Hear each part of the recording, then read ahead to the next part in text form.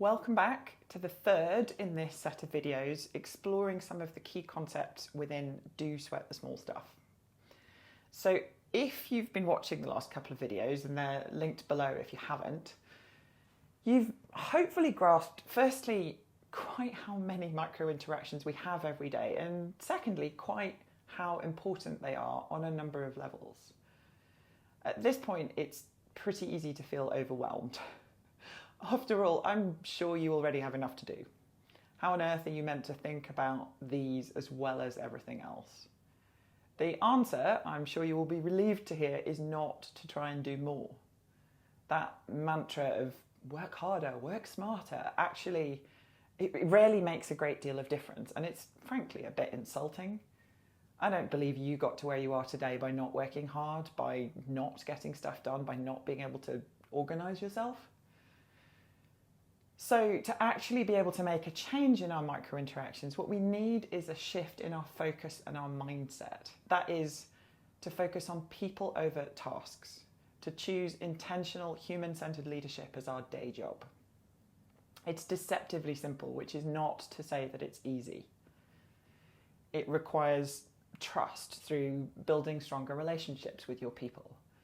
It probably requires letting go of some control, allowing some things to not be done, or at least not done by you, or done in exactly the way you would like.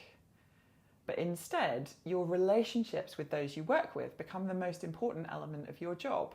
And, surprise, surprise, that means your micro interactions are crucial to you doing your job. It's not always easy to make this transition. We live in a very task-focused world. And in that context, it can feel completely impractical to be asked to focus on your people first. So much of what we do is structured around tasks and around what we can measure. Actions and milestones on projects, sales targets, even just ticking items off a to-do list, they all link back to tasks we need to do. And to be honest, tasks are often a comfortable place to exist as well. There's satisfaction when we get them done. They have a beginning and an end. They're predictable, they're easy to define. They don't have the messy and unpredictable complexity that human beings and human relationships have. And they certainly don't get emotional or have opinions. So to embrace a people-first mindset will require a shift. It means embracing that the primary purpose of your existence as a leader is your people. Your job is to get the best out of them, whether that's a team of 2 or a company of 50,000. Because when we can actually harness the diversity and creativity of our people by connecting with them, engaging them, making them feel valued, that's when you get the best out of your people, and through that, the tasks get done. Because we all know the tasks still need to get done. So what does that mean in practice? This is easy to say in the abstract.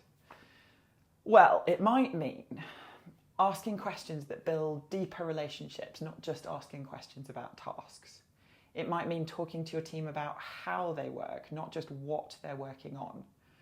It might mean prioritizing activities that enable your team to thrive, even if they don't directly contribute to moving a task forward, or slowing down and standing back, giving your team space to learn for themselves, not jumping in with the answer for the sake of efficiency.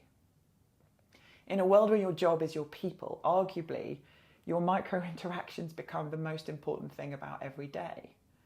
They're how you learn about people, how you understand how to get the best out of them. They're how you hold your people to account. They're how you elicit commitment and build trust. And ultimately, how you create an environment where your people thrive. So I invite you to start to think people first, not task first. And through that, your focus on your micro interactions becomes not only normal, but essential. In the next video, we will dig a layer deeper to look at how you create a framework to guide your micro interactions by defining the leader that you want to be. To make sure you see it, you can click on the bell in my profile to be notified when it gets posted. Either way, I will see you on the next one.